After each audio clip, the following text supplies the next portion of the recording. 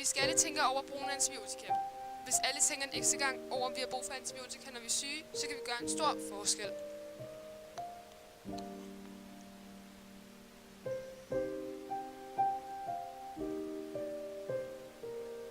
Har du talt med Susanne? Mit barn er blevet syg, og jeg ved ikke, hvad jeg skal gøre.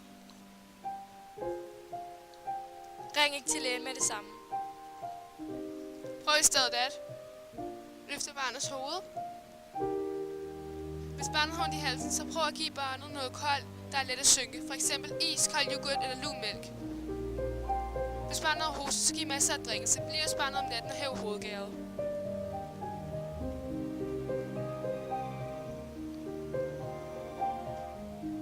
Billeder fra danske hospitaler.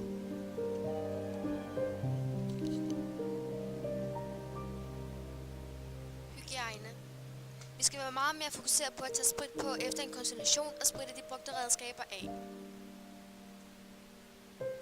Gør mere rent alle steder på hospitalerne. Vi skal bruge flere penge på hygiejne.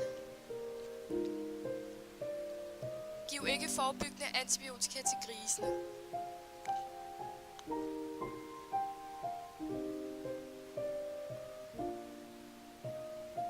Regeringen skal være villig til at give penge til forskning. På verdensplan skal WHO holde øje med de lande, som har et stort overforbrug af antibiotika, blandt andet i Tyrkiet. Derefter skal WHO gøre et forsøg på at få initiativet blandt folk. Lad os sammen stoppe af overforbruget af antibiotika. Created using Powtoon.